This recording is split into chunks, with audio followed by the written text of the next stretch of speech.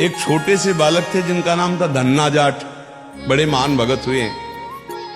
उनको परिवार की मां ले गई कथा सुनाने, तो कथा में कह रहे थे बिना भगवान का भोग लगाए जो खाता है वो पाप खाता है, भगवान की सेवा करनी चाहिए। तो घर में आए, अपनी माँ से कहा, 8-10 वर्ष के होंगे, कि हमारे घर में तो भगवान है नहीं, हो भगवान का भोग नहीं लगता, पाप खाया जाएगा, अब कैसे होगा।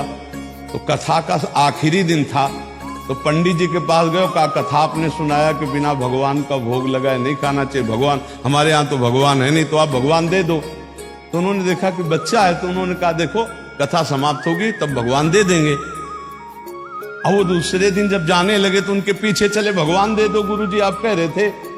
तो उन्होंने सोचा लड़का है, इसको ठाकुर जी तो दे नहीं सकते, तो भांग खाते थे, तो भांग का बट्टा ऊपर का, कहा ये भगवान है ले लो।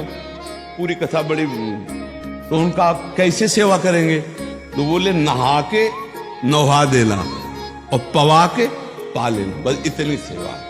ओ इतने खुशी हो, देखो विश्वास है क्या, भांग का बट्टा, इतने खुशी हो गए कि मुझे ठाकुर जी मिल गए, मुझे भगवान मिल गए। घर में गए, नहाया और ठाकुर जी को ना, वही मतलब भांग के बट्टा को ना, और बाजरे की रोटी, गरीब आदमी सामने रखा, पाओ प्रभु।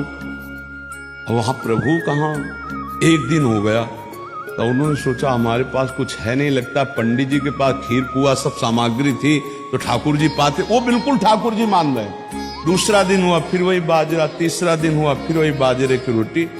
तो वो रो रो करके ऐसे भांग का बट्टा पकड़ा और कहने लगे प्रभु हमारे पास नहीं है कि हम तुम्हें खीर पूड़ी पुआ पवा सके, और गुरु जी ने कहा बिना पवाए पाना नहीं, अगर आप नहीं पाओगे तो हम चाहे मर जाएं लेकिन नहीं पाएंगे। उसी समय श्री कृष्ण प्रकट हो गए, क्योंकि भगवान तो सर्वत्र है ना। भांग के बट्टे की जगह में श्री कृष्ण बैठे हैं, उन्हीं की अवस्था का रूप लेके, और बाजरे की रोटी शुरू कर दी पाना। तो बोले देखो तुम कितने निर्दयी हो, 3 दिन से तो हमें भूख लगी है, और हमारे घर में ज्यादा कुछ है नहीं, 1-2 रोटी माँ बना पाती है, गरीब आदमी, पूरी रोटी तुम नहीं पाओगे, आधी हमें दो आधी तुम पाओ।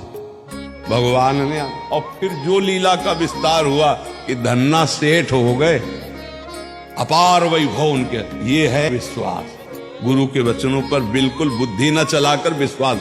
और एक अंधविश्वास कहते हैं पाखंड को, नहीं कि हम तुम्हारी आयु बढ़ा देंगे, हम तुम्हारा रोग नष्ट कर देंगे, हम तुम्हारा ये कर देंगे वो कर देंगे, ये सब गलत जगह है अंधविश्वास।